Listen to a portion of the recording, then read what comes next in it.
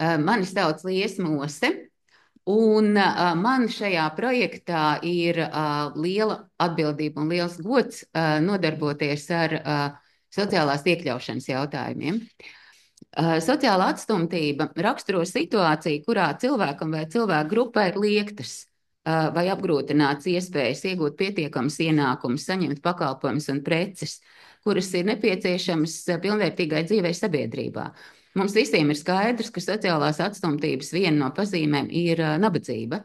Un ar to ir strādāts daudz un dikti izglītības sistēmā. Bet sociāla atstumtība ir saistīta arī ar ierobežojumiem īstenot tiesības un izmantot iespējas, jo ir kāda cita veida šķēršļi bez nabadzības.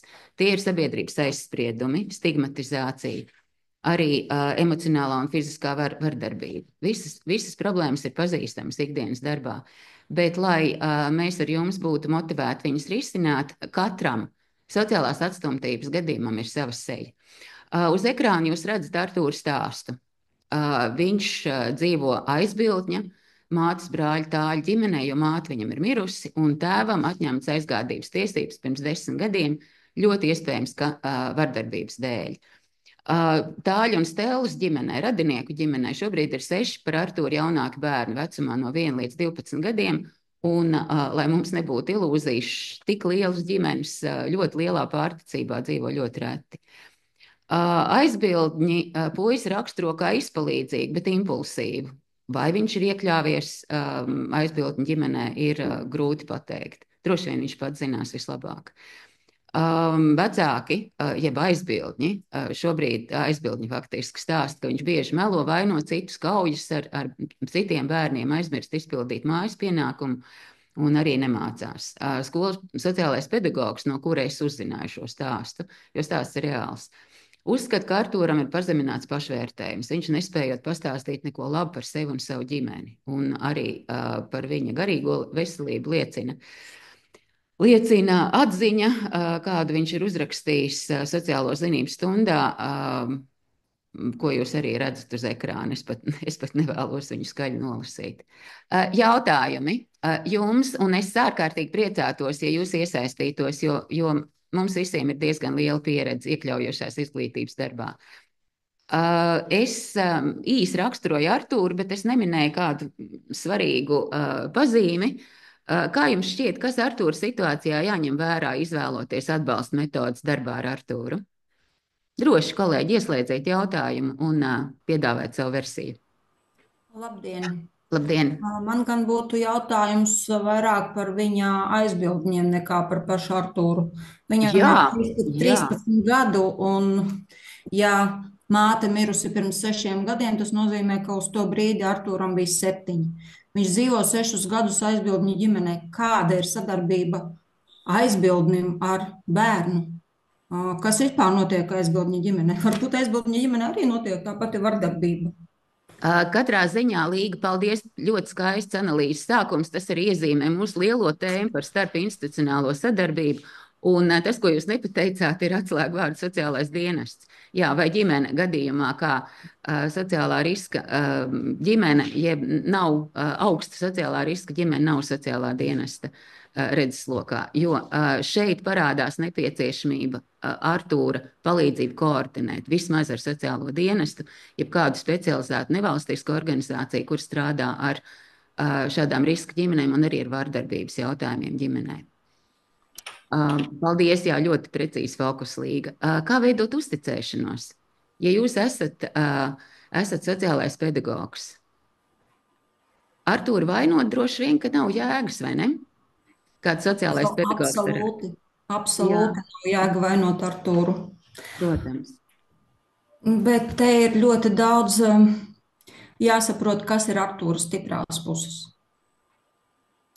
Un viena konsultācija vai viena saruna, pirmkārt jau sarunā ar Artūru jāsasniedz tas līmenis, ka bērns sāk uzticēties un ka viņš runā atklāti. Un bērni ļoti labi izjūt, kad pieaugušais ir patiešām ieinteresēts viņa lietas risināšanā un kad viņš to dara tīri virspusēji. Es domāju, ka Artūrs ir jau pieredzējis daudz šādus pieaugušos. Paldies, Līga. Pilnīgi noteikti raudzīties uz resursiem, un Artūrs ir izpalīdzīgs. Viņā ir diezgan daudz gaišuma, un ir iespējams ar to strādāt, ja tev izdodas panākt zēnu uzticēšanos. Un esot kontrastā tai pieredzē, kas viņam ir aizbildņu ģimenē, protams, to ir iespējams izdarīt.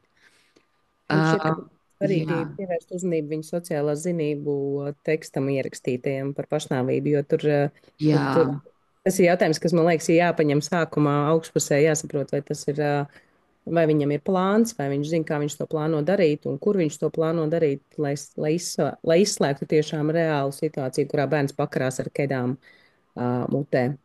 Cik dziļa ir depresija? Jā, cik dziļa ir depresija, un, protams, ka ar klīnisko speciālistu, ar psihoterapeitu ļoti iespējams šeit būs jāiesaista. Paldies, kolēģi! Mēs lēni iesim uz priekšu, bet uz ekrāna jūs redzat pēdējo jautājumu, kas arī Līgas, savā ziņā sasaucas ar Līgas iepriekš teikto. Iedomājieties, ka Artūram ir tikai 10 gadi, un tas, kas noticis pēdējo 3 gadu laikā, vēl nav noticis. Ir daudz vairāk cerību, bet zēns jau ir sevī noslēdzies pēc mātes nāves, un agresija arī nekur nepaliek. Ko jūs darītu pirms 3 gadiem, lai Artūrs atgūtu bērnību dzīvesprieku un arī prieku mācīties, jo tā ieraksta vēl nebija pirms 3 gadiem? Anna, par ko jūs minējat? Dažas versijas, lūdzu, un tad mēs turpinām. Šeit, man liekas, ir ļoti svarīgi, kad bērnam ļauj izsērot. Un izsērot var palīdzēt gan audžu ģimene, gan arī psihologi, gan visi speciālisti, kas ar to strādā.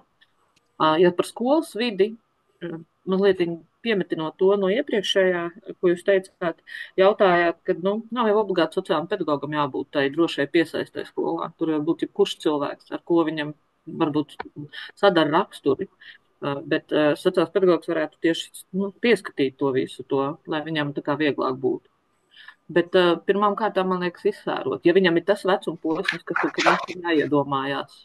Un tad soli pa solim droši vien ar atbalstu no audžu ģimenes, kurā viņš ir, tad viņš varētu arī ļoti, ļoti tādai stiprai sadarbībai ir jābūt tieši audžu ģimenē ar skolu, jāmēģina tas atrast tas ceļš, lai viņam palīdzētu. Paldies, Lienīt. Paldies. Un, lai mūsu īso diskusiju rezumētu, protams, traumā balstīts darbs, dažādu profesionāļu, gan izglītības, gan sociālā darba jomas profesionāļu darbs būs nepieciešams. Un šī īsā saruna pārliecina mūs, ka individuāli atbalsta plāni, par kuriem mans kolēģis stāstīs pēc brīža, tiks īstenoti ļoti mērķtiecīgi, ļoti personalizēti, ļoti pielāgojot konkrētam gadījumam, konkrētam cilvēkam. Jo tiešām katram sociālās atstumtības stāstam ir sava seja, un katrs sociālās iekļaušanas plāns arī būs īpašs un tieši šim īpašajam cilvēkam, īpašam bērnam domāts. Un tas, ko mēs kopā ar jums darīsim gadus 5, projektā būs sociālās iekļaušanas darbs. Proti palīdzēsim kopā cilvēkiem, kuri ir nelabvēlīgā sociālā situācijā, uzlabot viņu līdzdalību, viņu dzīvi padarīt labāku. Rīcības spēja ir tāds vārds, justies gan noderīgiem, gan varošiem, gan ar sekmēm sevi apliecināt. Un paaugstināt cieņu pret sevi, cieņu pret citiem cilvēkiem un justies vajadzīgiem un spējīgiem mūsu sabiedrībā. Projektā ir šis te individuāli atbalsta darbs plānots ļoti liels, katram izglītojumam, kam tas ir ļoti nepieciešams. Un atslēgvārds ir sadarbība, jo jau pašā sākumā Artūra situācija prasa sadarbības starp daudziem profesionāļiem, tātad gan izglītības, gan sociālā darba, iespējams arī tiesību sargājošās iestādes ir jāiesaist. Vēlreiz liels paldies gan par jūsu pacietību, gan arī par jūsu aktivitātu un iesaisti. Man ir ļoti mierīgs prāts turpmākos gadus ar jums strādāt un gods nenoliedzami. Paldies jums!